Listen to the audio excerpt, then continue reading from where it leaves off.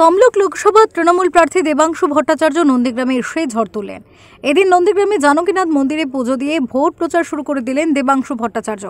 গত রবিবার ব্রিগেডে জনসভায় তমলুক লোকসভা কেন্দ্রের প্রার্থী হিসেবে অভিষেক বন্দ্যোপাধ্যায় দেবাংশু ভট্টাচার্যের নাম ঘোষণা করেছেন।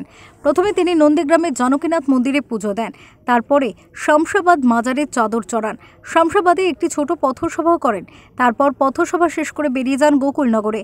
গোকুলনগরের করপল্লীতে নন্দীগ্রামে 2007 সালের শহীদ বেদিতে মাল্যদান করেন। সোনাচূড়া বাজারে দেওয়াল লিখন করেন কর্মী সমর্থকদের নিয়ে। গড় চক্রবেড়িয়া বাজারে এবং কেন্দেমারিতে একটি পথসভাও করেন। সেখানে সাধারণ মানুষের সাথে জনসংযোগ করেন তিনি। এখান থেকেই প্রচার শুরু করলেন জানকীনাথ মন্দিরে পুজো দিয়ে। জেতার ব্যাপারে কতটা আশাবাদী? একদম 100% নিশ্চিত আমরা। আর শ্রীরামচন্দ্রের আশীর্বাদ নিয়ে গেলাম এবং রামচন্দ্রের কাছে বলে গেলাম, বাবা তোমার ভণ্ড ভক্তদের একটু শিক্ষা দিও, তোমার প্রকৃত ভক্তদের একটু আশীর্বাদ করো। রামচন্দ্রের কাছে প্রার্থনা করে গেলাম যেন তমলুকবাসীর ভালো হয়। নন্দীগ্রাম থেকে শুরু করে ময়না হয়ে মহিষাদল হয়ে হলদিয়া পর্যন্ত প্রত্যেকটা বিধানসভা এলাকার মানুষের জন্য ভালো হয়। আর এই মাটি তো ঐতিহাসিক মাটি, দল আমাকে এখানে প্রার্থী করেছে, আমি দলের কাছে কৃতজ্ঞ। তো সেই ঐতিহাসিক মাটি থেকে প্রচার শুরু করতে পেরে সত্যি। নন্দীগ্রাম যার শুভেন্দু অধিকারীর গড় নামে পরিচিত, সেখানে প্রচারে ঝড় তুললেও ভোট বাক্সে কতটা ঝড় ওঠে তার সময়ের অপেক্ষা। প্রদীপ কুমার মাইতির রিপোর্ট, ওঙ্কার বাংলা।